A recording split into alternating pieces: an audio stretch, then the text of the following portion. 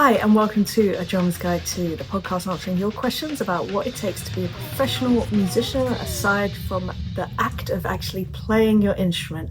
My name is Emily Dolan Davis. I've been a drummer since 1999, professionally since 2008, and helping others to do the same since 2018, and that's why we're here today. So if you're currently struggling with something, you have a question that you'd like me to answer on a future episode, you can go to emilydrums.com/AMA. The more specific, the more random, the more unique to you, the better, because I feel that I can really delve into the subject, and hopefully it will almost indefinitely be a subject that I have some sort of definitely thoughts, but maybe even experience on. So hopefully at the very least you just won't feel alone.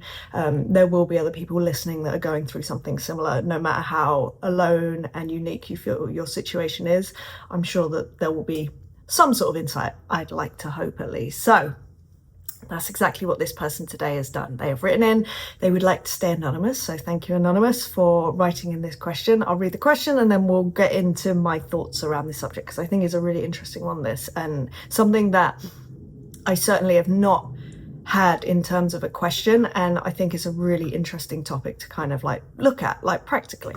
So, okay. Hi, Emily. Hi. I do hope you're well. I love the show and this is my first time writing in. Well, thank you. And if you're thinking of writing in and you haven't, please do. Right.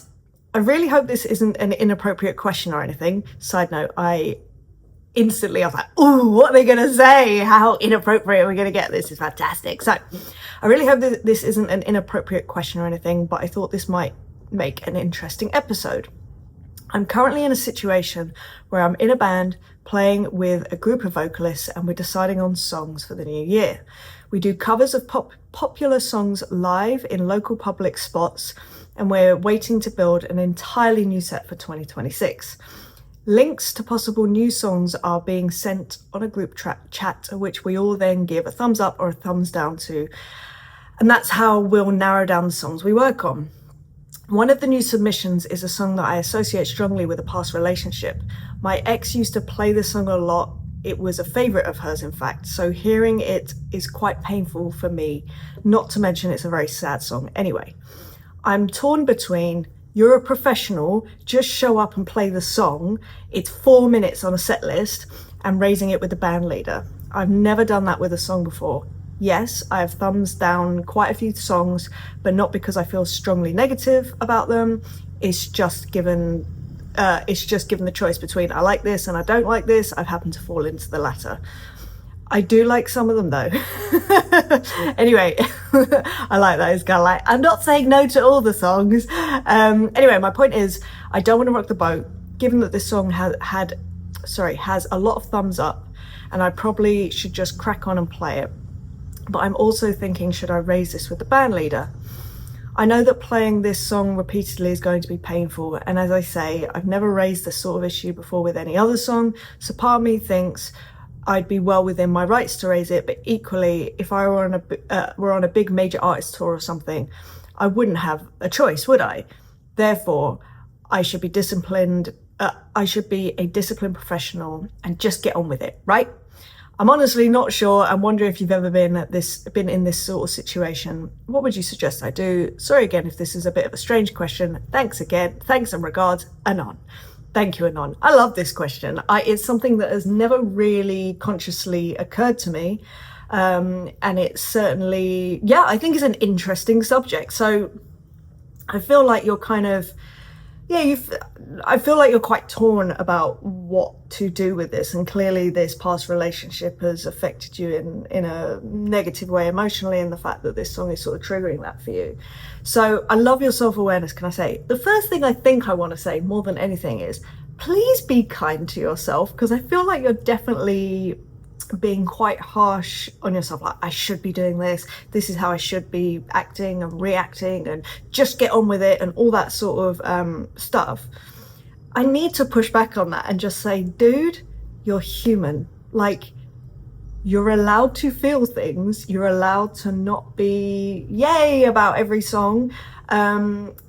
So yeah, I will tell you my instincts, but then I will also bring it round to if you were playing on a sort of like with a professional artist let me rephrase, as a session musician in a situation where there's the artist and then the backing band sort of thing, because currently you're in a really great position with this band that there's clearly a democracy going on in terms of songs being chosen, which I think is wonderful, and in my experience and from what I hear from many different people, very unusual. Also, I don't know what instrument you're playing, actually. I don't think. No, I don't, do I? So, okay.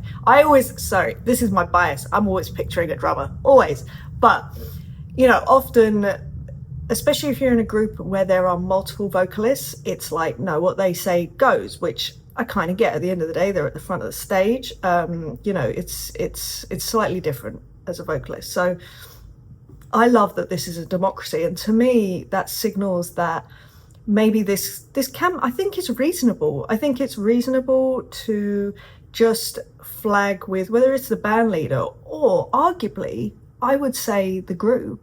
And I don't know how comfortable you are with this group of people, but you could say, you don't need to go into details. You can just say, look, this song's a bit of a funny one for me. It brings up some very difficult emotions for me in the past. So would you mind if we sort of like sidestep this one for now? Because it doesn't need to be a forever situation.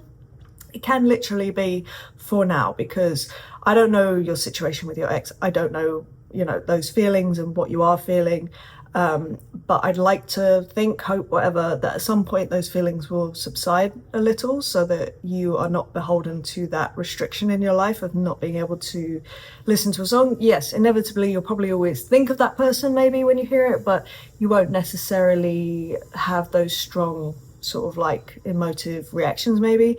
And also then you get to reclaim it as your own. Like you get to not be, because I have a thing about that. There's power in reclaiming things that you once shared with other people and making it your own if you choose to. It's giving yourself the choice, I think. And I hate the fact that you feel restricted by this past relationship, which it's just a shame. It's yeah, I think it's quite sad. And yeah, I'm sorry that you're sort of like feeling like that. So I would say if you're comfortable, maybe drop a message on the WhatsApp group and just be like, look, guys, just to be completely transparent, this song, it brings up some difficult feelings for me. Would you mind if we swerved this one for a little while or parked it for a little while? Because unless they're not very nice people, of course they're not gonna be like, no, you have to play it. Like if it's really, really affecting you that badly, that's okay. You're allowed. You're a human. You don't have to be this robotic kind of like perfect being that just, you know, just goes along with it. You get to have a say in this, which is unusual, I will say.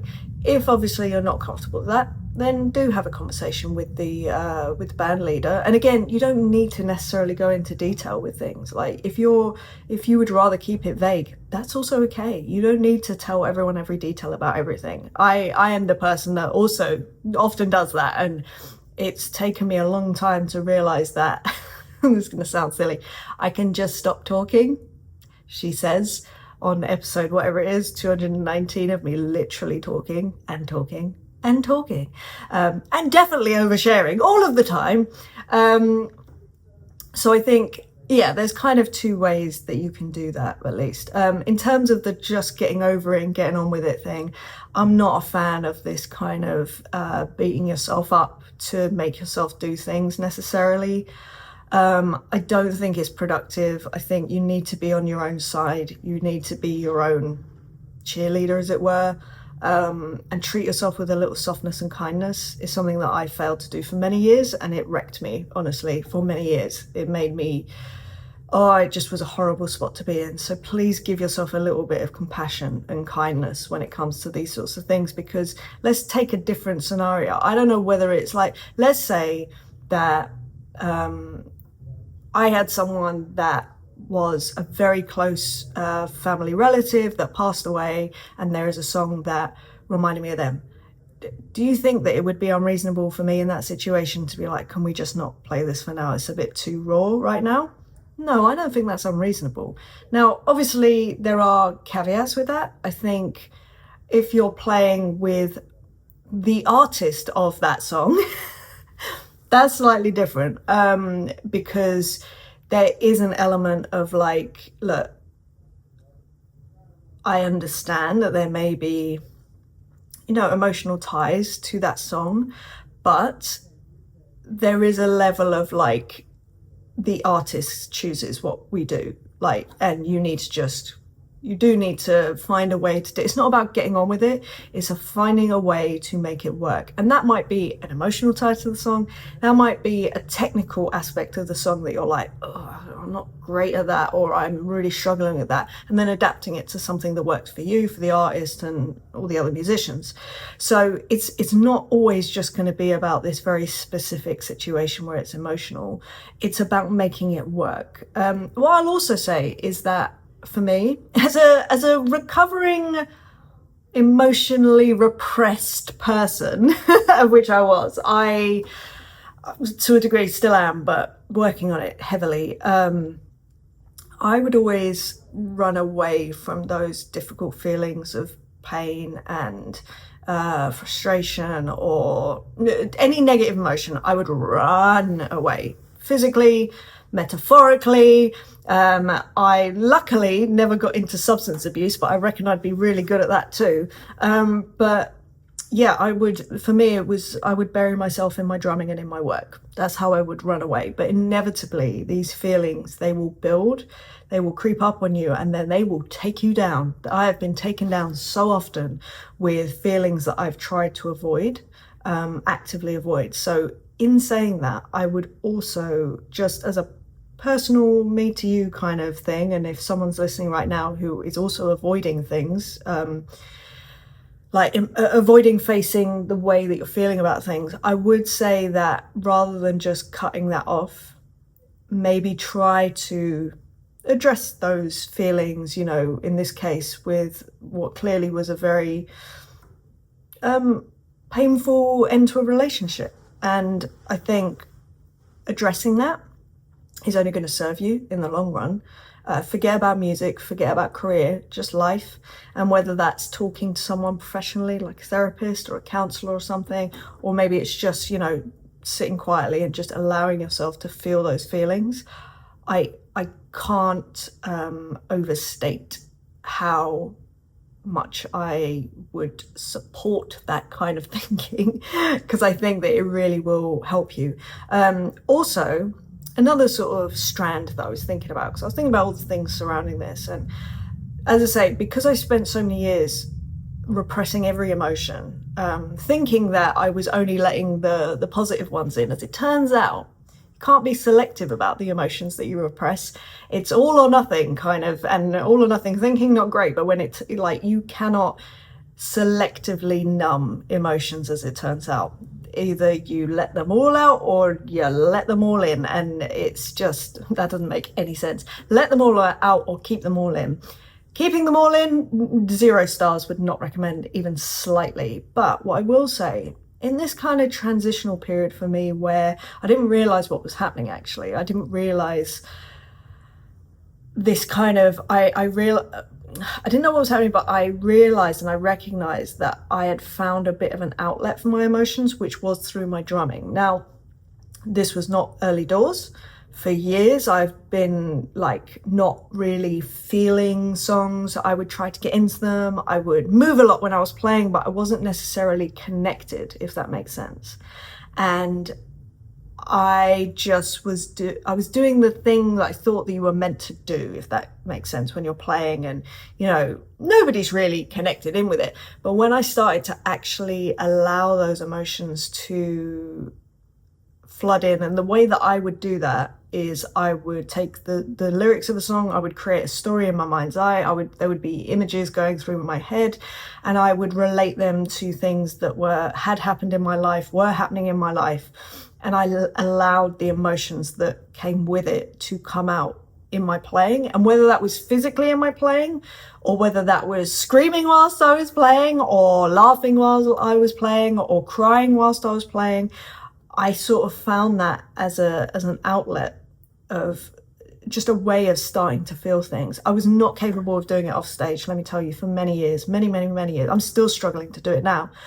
But I really, when I sort of worked that out, it kind of clicked with me, not just as a human, but also in performance as well, in when I was actually playing, and in terms of the level of playing that I was playing at. Wow, how many times can you say the word playing in the space of a few minutes? But yeah, like my groove, the way that I was connecting with other musicians, the way that I was performing on stage for an audience, connecting with the artist, all these things in the moment of the gig started to make so much more sense to me. And for a long time I felt that I was playing on top of the music, if that makes sense, and I don't know whether that makes sense to you as well. Whereas once I started leaning into the emotional side of the songs, it was like that's when I became bedded in with the song, with the other musicians, with the gig. I was in the moment, I was present, all those things. My mind was not wandering about what shall I eat later today, or, you know, of course, always food, which was often what I was doing for many years of my playing. And I think, I'm trying to think when the pivotal kind of, I'll tell you the thing that stands out to me the most, and it wasn't the first time, but it was just a real, it's a memory that really sticks with me. And that was when I was playing with Tom Bailey. We were doing this American tour, and it was in 2014, and I'd love to tell you the venue, but I really can't remember. But I do know that it was probably like the third gig of the tour, and we were playing Sisters of Mercy. So if you don't know that song, look it up. It's a Thompson Twins song. They have some great songs. But anyway, Sisters of Mercy. And we were in this outside amphitheater type situation. It was dark, obviously. It was nighttime. It was a gig. And if I remember rightly, either it started raining, but I think there was almost like a storm going on. In saying that, there probably wasn't, because they'd probably pull us off stage through fear of being electrocuted. But something felt very ominous and very like tumultuous in the weather, and we were playing this song, and for some reason my great aunt Mary, who passed away when I was probably 6 or 7 years old, just came into my head, and I was listening to these lyrics and I was just in tears. And it's just like I really felt that I want to almost say grief, even though it'd been like so long, and I don't remember really. I remember finding out that she had passed away. I don't remember anything else about the funeral or anything like that, or the feelings associated with it. But I tell you what, some feelings came out that day, and I just was like, whoa, what was that?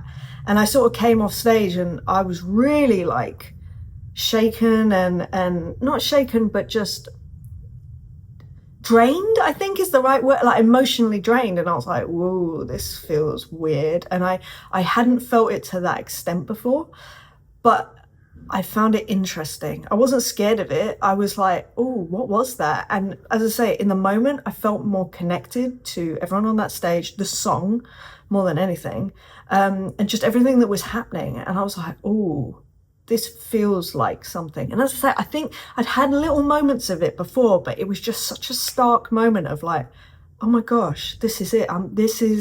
There's something here and I want to explore it. And then I just found ways of like making that more consistent. And don't get me wrong, I not every song makes me feel emotional and I can connect to it, but I'll tell you what, I really try. But what that involves is often tapping into very difficult emotions and stories for me. You know, not often are they ones of pure joy, let me put it like that. There's frustration, there's anger, there's sadness, there's so many different emotions flowing around the place. And I use the songs as a conduit almost to release my emotions, and it's been such an interesting learning experience for me for that. Now, all of that being said, the reason I went down that tangent is that I was wondering, Anon, could this be an opportunity to explore that pain and use the song and music as a way to release that, express it? And it may be difficult, and I would, you know, if you feel uncomfortable, and I don't know what kind of gigs you're doing and if it's appropriate, because obviously you don't want to be on stage like, you know, I'm not talking to that level. Although afterwards, like if you wanna cry, like go for it. Like there's nothing wrong with it. I've come off stage and burst into tears before, and all sorts of stuff. Like it happens sometimes, you know, I'm not the only one. Yeah, I wonder, like, if that's not really appropriate or you feel uncomfortable for that, if this is the beginning of that sort of journey for you, maybe just practicing that song and just allowing those emotions to flow, and maybe the frustrations that maybe you did feel at the end of that relationship, maybe you let them out on stage, because I do truly believe that avoiding them completely is the wrong move. Like, I'm not big on saying this is the right thing, this is the wrong thing. I think everyone's got to do their own thing in their own way. But in my experience, the biggest impact of, like, the biggest negative impact on my life has been the repression of feeling negative emotions, but consequently all emotions. It numbed me for so many years to not just feeling and existing in life and understanding that what life was about. You know, I was severely depressed for so many years, but it also stopped me from connecting with people on a really honest, open level. And it's only when I started actually, you know, allowing myself to feel these things that interesting things started happening. You know, I was getting more interesting gigs and very fulfilling gigs. Equally, things like starting this podcast, I wouldn't have been able to do that years ago. I would arguably say that if you listen to some of my early episodes, there was definitely, I mean, I don't know, I haven't really listened back to them because I can't bear to, if I'm quite honest. But I would hazard a guess and say that there was an element of not bravado, but numbing and not being as vulnerable as I could be, certainly as vulnerable as I am now. Now I'm like, look, I can only be honest with you. It's the way that I feel, and I find it's the best way to connect with the audience. So yeah, that's why I kind of bring that into the picture, because I think it's really, it can be an opportunity to look at those emotions. But if right now you're like, it's too much, I can't handle it, have that conversation with the band leader or the band, because inevitably someone from the band will also go, oh dude, I've got the same thing about this song. I know people that, like, okay, admittedly it's their band, so they get to choose. I know people that will refuse to play Sweet Home Alabama, and I'm like, yeah, I get it, I totally get it. Like, in terms of views, like, if that does not sit with you and you have that privilege of making the choice of the songs that you're going to play, absolutely, it's your prerogative at the end of the day. And it sounds like you're part of this band, so you get to have a say, and you get to, you know, you get to have a choice. Like, you already have a choice by the sounds of it, in terms of voting for songs. I think that's fantastic and very rare in my opinion. I just get told what to play. Here's the list, this is what we're playing. Like, all right, cool. Now, as I said, the only caveat that I want to say about this, because this is a very specific situation with that band, if you are in a session situation and it is, you know, you're playing with, oh man, I've just thought of a story and I don't think it's very well known and I can't actually tell you guys about it. Flip. Okay, let's say, I do know someone that has actually done this, but let's say you're playing with Sting and every breath you take, I don't even know if he plays that on his set list, but anyway, let's say he does. But I, as a drummer, say, look, Sting, I should know his real name. Anyway, Sting, I'm really sorry, but this song, I can't play it. It's too much for me emotionally. I don't think that's reasonable. If I've accepted the gig with Sting, personally, I need to find a way to make that work for me. And for me, maybe it's, you know, practicing it over and over and over again so it loses that emotional charge. Maybe it's going and talking to a therapist about it. Like, there are routes around that. You know, maybe it's changing the meaning behind it. For me, it would be changing the storyline that I would hear in that song. Or it would be feeling those feelings in the moment, playing it and allowing that, whatever those emotions are that come up with that song, for me, allowing that to happen, because arguably that's going to make for a better performance anyway. Like, it just is. It's hard. And don't get me wrong, I come off stage sometimes, I'm exhausted because of the emotion that I've put out on the stage, but I'm always fulfilled and I'm always proud that I'm able to do that. So that's how I would deal with it if I were playing with an artist. I do know of one musician who has played with a very well-known artist who refused to play a very big song, and the artist agreed, which I think is crazy. It's the only case I've ever heard of, and it's the only musician that I think, maybe not the only, but one of a very select few that could get away with doing that. I'm sorry I can't give you any more details than that, but it's not my place to say. As you can imagine, like, I don't mind you telling all my business, but I'm not going to start telling other people's business. But anyway, there's that. So yeah, I think if you take on a gig with the artist of the song that you're feeling like this about, I think it's unreasonable to then say, hey, just so you know, I don't think I can play this song. I don't think that's reasonable. But in the situation you're in, I think it's incredibly reasonable, you know. And the other thing that because I was thinking about this, right?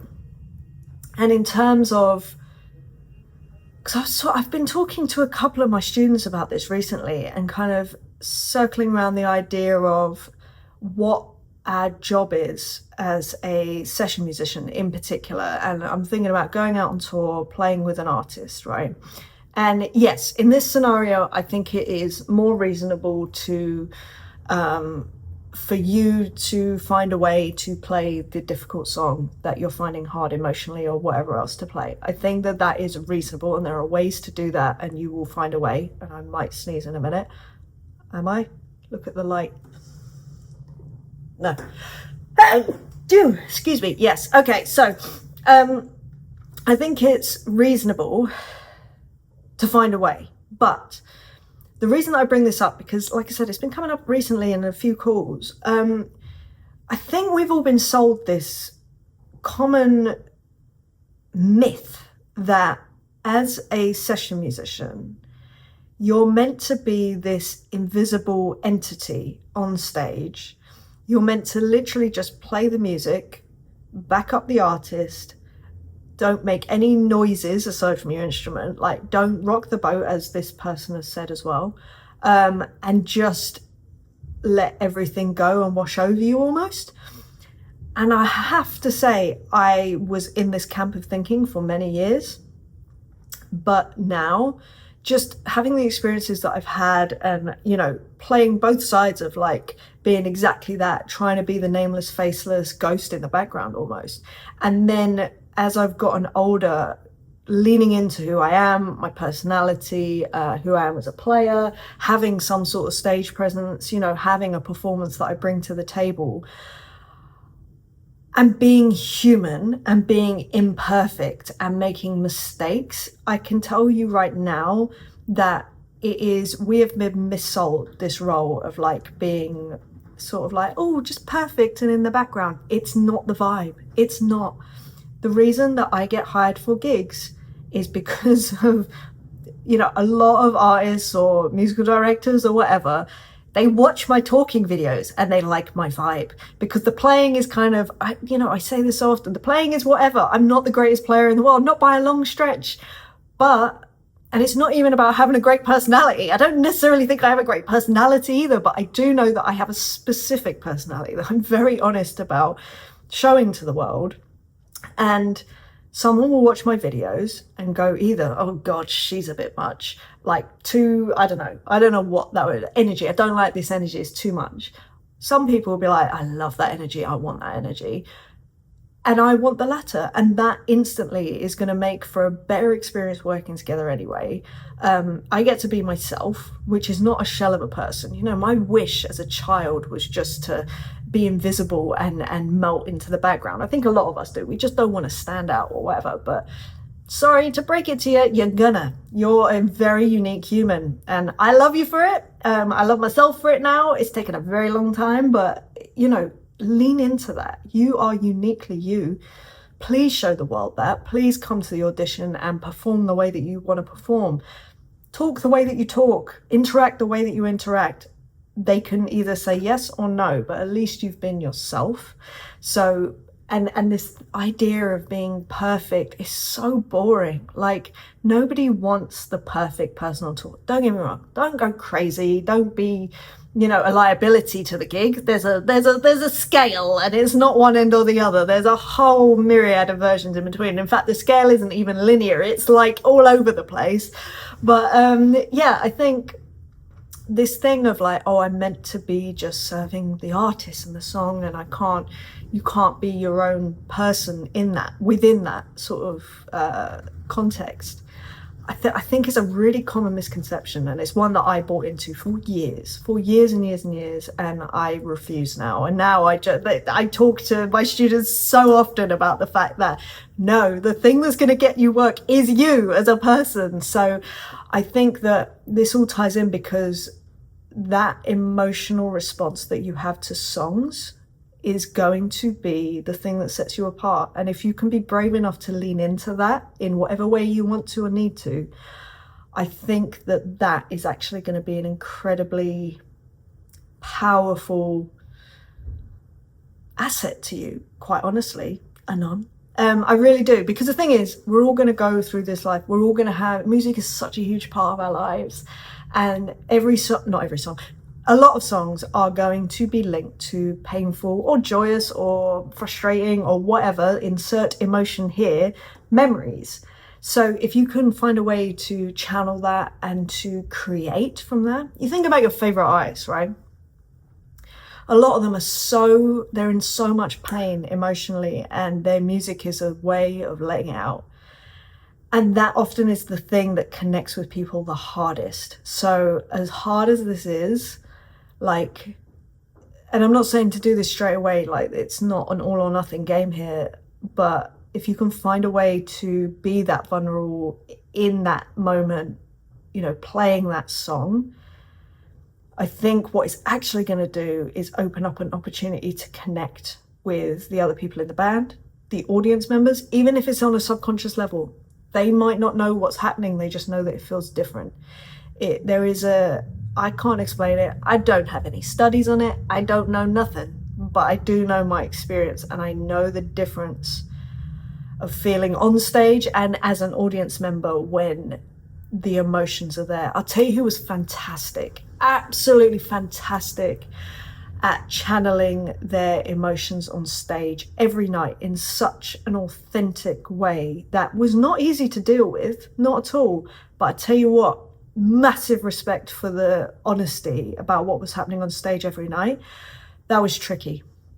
Tricky is a master in like channeling his emotions into his songs in the moment, on stage, and just really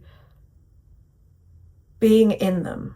I remember we were on tour and his grandma passed away, and that night I can still feel it now in my chest. It's crazy because I didn't know his grandma. I didn't know what had happened, not really, but I can still feel that emotion that he was feeling on stage and that everyone was feeling on stage. It was that stage was thick with emotion that night. And I think that it doesn't mean that you might not like their music anymore, but I tell you what, you might not like their music despite them putting all their emotion into it. That's what I'm trying to say. But I mean, you've got to respect the vulnerability that people are willing to have on stage to let that out in the moment. That's hard. It's one thing to record a song with the emotion. You can maybe put yourself in that position. You can create certain lighting or put yourself in that mindset. But to get into that mode on stage in front of an audience, unbelievable, unbelievably hard. But unbelievable when it happens, and when it happens. I'm sure we've all been to gigs where that moment has happened and everyone in that room feels that energy and that connection. So to me, this whole thing about, whether I don't really know what I'm saying, quite honestly. I think from my perspective, where I am right now, my inclination would be to lean into that emotion because it's an interesting space to be in. But equally, I do recognize if it's too much right now, have that conversation. Do have that conversation. It doesn't make you any less of a person as a player. You're human. You're allowed to have emotions. You're allowed to have things that you're not willing to do, and that's okay. That's absolutely fine as long as there's a conversation and not like but as a general rule, honestly, just from my personal experience, purely my personal experience, please don't run away from these difficult emotions. Like, you can sidestep them for a bit, absolutely, but please do address them at some point because they will compound. In my case, they would always become like a tidal wave and drag me under for extended periods of time. And it made life very difficult rather than feeling, a little bit of emotion in the moment and acknowledging it and allowing it to just happen. It would build up and it would be like a tsunami wave sometimes, and you wouldn't know how long it would last. You didn't know if you were ever getting out of that tsunami. It was that kind of level of darkness for me. So that's my experience, and I hope that helps you in some way, hopefully. I'm just going to check that I have actually said everything that I wanted to say. So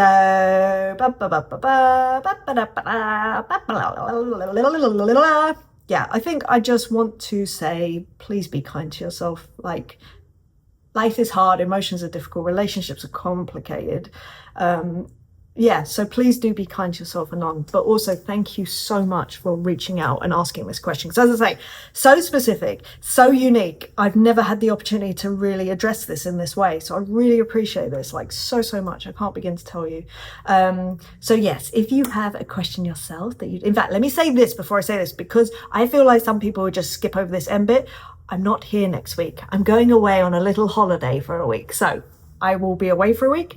But yes, so if you have something that you're specifically struggling with right now, you'd like to ask me to answer on a future episode, go to emilydrums.com/AMA. I would love to answer your question. I've got a couple lined up, but past that, there aren't any submissions. So if you, like I said a while ago, I should say this more often, I'm only going to do episodes as long as there are questions to be answered. Part of the reason for that is that I want to make sure that I'm being useful. I'm not just answering abstract ideas, or not even answering, creating episodes around what I feel might be slightly abstract and not as relevant ideas as I think they are. I want them to be grounded in your experience and what you're going through right now. Also, because I'm juggling this degree and stuff, I'm not gonna lie to you, time is tight. So I need to prioritize that sometimes. So I want to make sure that there is a reason that I'm doing this, never for the sake of it. I don't ever want to be doing this for the sake of it on either end. Do you know what I mean? So please do reach out with your questions, emilydrums.com/AMA. Like I say, you've probably got another, I think it's 3 episodes worth of questions, I believe, but please do reach out. And then if you would like to get some one-on-one personalized coaching one-on-one, you can get in touch for a free 30-minute taster session at emilydrums.com, and that is where we just speak through where you are right now in music, where you want to be, and then I'll talk to you about any thoughts, feelings that I have that come up in the moment that could help move you towards your goals right now. And then I will also talk to you about sort of coaching moving forward if you wanted to actually partake in some formal coaching, and that's kind of like monthly calls essentially. So yeah, if you go to emilydrums.com and you can book in there for your free 30-minute taster session. But anyway, do the whole share, subscribe, you know the drill, share it with a friend, maybe write a review. That would be lovely. I'd really appreciate it actually, but yeah, up to you. But anyway, I hope you're having a wonderful day wherever you are, whatever you're up to. I'm about to go pack because I'm literally leaving in 5 hours. Yay! But anyway, I hope you're having a great day and sending you lots and lots of love, and I will see you again. Not next week, but the week after, most probably. for another episode. All right, I'll speak to you soon. Bye.